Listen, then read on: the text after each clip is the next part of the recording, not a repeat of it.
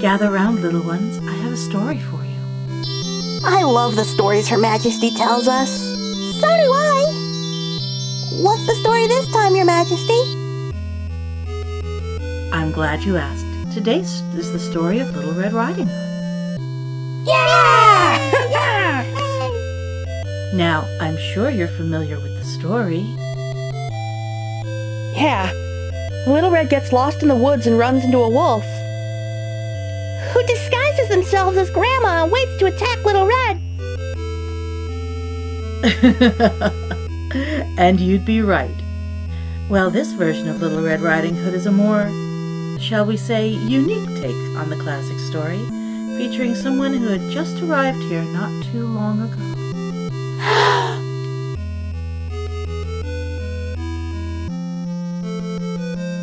Once upon a time, there was a sweet, optimistic boy named Ninten. On his head, he wore a red hat, and it was one he loved so much he wore it everywhere.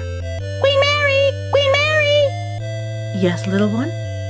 How does that translate to a red hood? Funny you should ask. A story can have many different names. For instance, the story of Little Red Riding Hood can also be known as Little Red Cap. Oh! Of course, for Ninten, his mother made up a red cloak with a hood that he can wear in case it gets cold. Like with the hat, he loved it and decided to wear that as well. As he did, he was nicknamed Little Red Riding Hood or Little Red Cap, whichever name he preferred to use. Now, Little Red Riding Hood was given a basket full of food and things that might be important for his adventure, and set out to the merry little town of Thanksgiving. Because it was such a merry little town, it also became known as Marysville. Still in all, that's where Little Red was headed.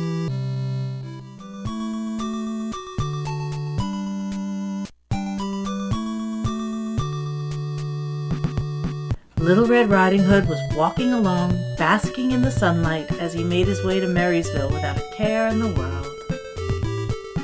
I believe in make-believe, fairy tales and lucky charms and...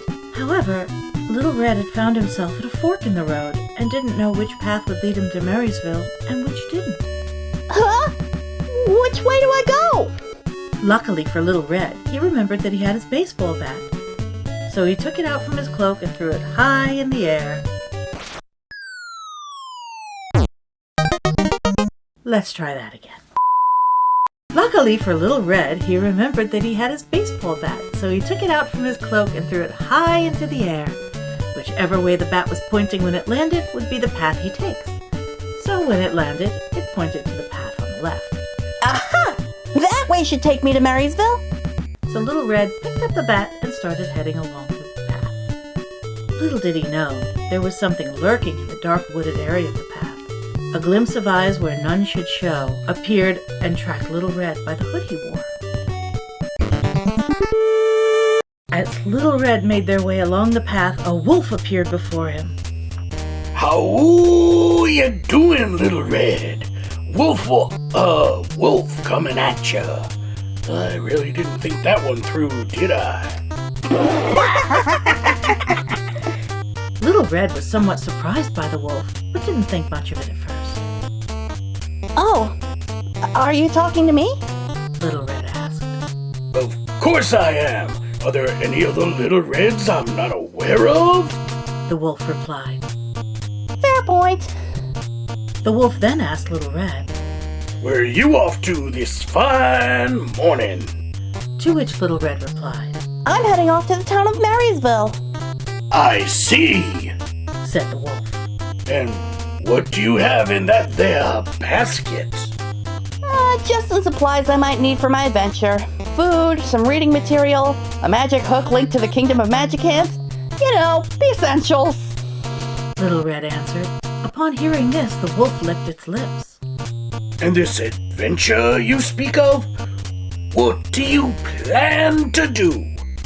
The goal is to gather these melodic fragments of a song Queen Mary's been having trouble remembering. There are 8 melodies I need to find, and so far I have 3. I also have to figure out the reason why inanimate objects started flying around, the dead rose from their graves, and animals and people were getting whipped into a frenzy and attacking everyone. The wolf takes Little Red's answer in consideration and responds, Ooh, sounds to me like you got a lot of work to do. and Little Red answers with, I sure do. Now, if you'll excuse me, I really have to get going. as he sets off. The wolf then looks to the left and right, as if wondering if the coast was clear. Little Red didn't expect a thing.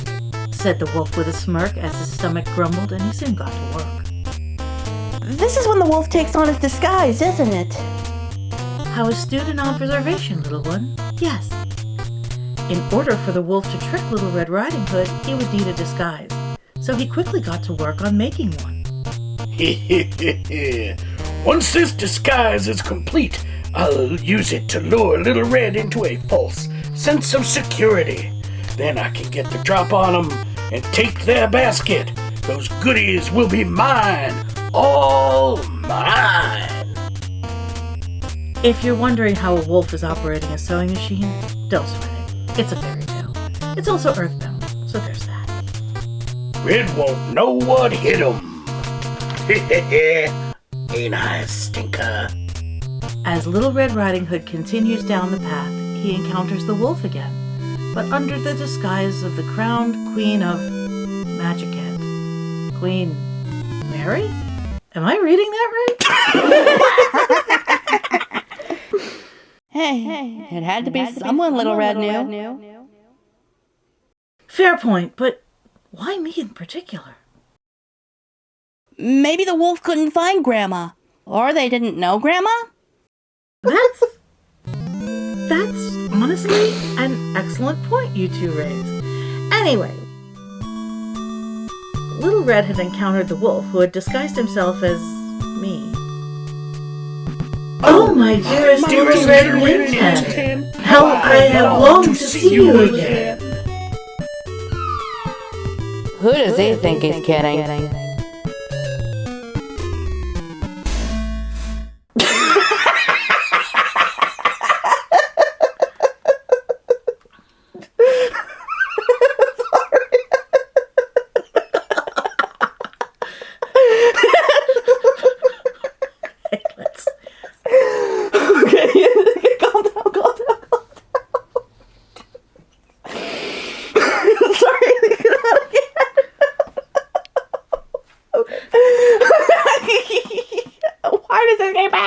Because it's funny as hell. Okay, that makes sense. Okay, I think I'm good. Oh, Your Majesty! I didn't expect to see you out here. I do apologize if I startled you. I don't usually leave the castle all that often. I can understand that. Then as Little Red converses with the disguised wolf, he notices something. My, Your Majesty, what big ears you have! Says Little Red. All the better to hear you and listen to the concerns of my kingdom with, my dear, the wolf replies. My, Your Majesty, what big eyes you have! Says Little Red. All the better for me to see you and survey my kingdom with, my dear, the wolf responds. Isn't Magicant's total area unsurveyable? Yes, that can be quite an issue.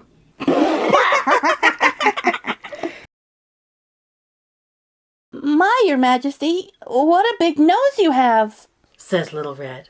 All the better for me to smell. Smell with, my dear Little Red? Answered the wolf. Here it comes. My, Your Majesty, what big teeth you have!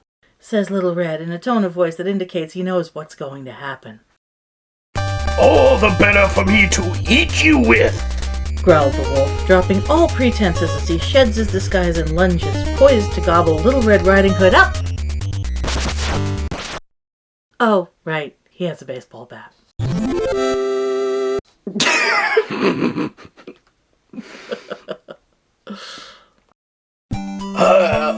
Ow. I should have stuck to DJing. Over to you, Casey. Whew! That took quite a bit out of me. Guess that's what I get for going all out. said Little Red as he took a moment to catch his breath. Then he looked and noticed the basket he was carrying on the ground. Huh. Little Red mused. Must have dropped it when the wolf lunged to attack me. Well, I can't leave it here. I can't just leave it here. Little Red then stretched his hand toward the basket, used his psychic powers, because yes, he has those, to pick it up and continued along the trail. When he reaches the end of the trail, he finds himself face to face with a tall, silver-colored building that seems to reach into the heavens. Wait, this isn't Marysville? Inquired Little Red. Then he noticed a sign by the door. Sweet little factory? After reading the sign, Ninten soon figured out. Ah! I must have taken a wrong turn back at that fork in the road. Oh no! And it was then that Little Red thought to himself, Probably gonna want to remember this way. Might be important. With that in mind, Little Red doubled back, following the path in the opposite direction. Passing by the wolf, he knocked unconscious along the way. Hey, no hard feelings, Wolfie? None, Little Red. Sorry I tried to eat you. Ow. He'll be fine. As Little Red reached the fork in the road, he knew that the right path was the right path. That is to say, the right fork of the path was the way to Marysville. So he followed the other path on the trail until he finally arrived in Marysville. Yep, this is the place, all right. I can't wait to explore. Little Red cheered as he took his first steps into a new town. Who knows what he might find as his journey continues. Yeah! I love the stories you tell us. Thank you, Your Majesty! I really enjoyed story time. Thank you! I wonder how Ninten's doing right now.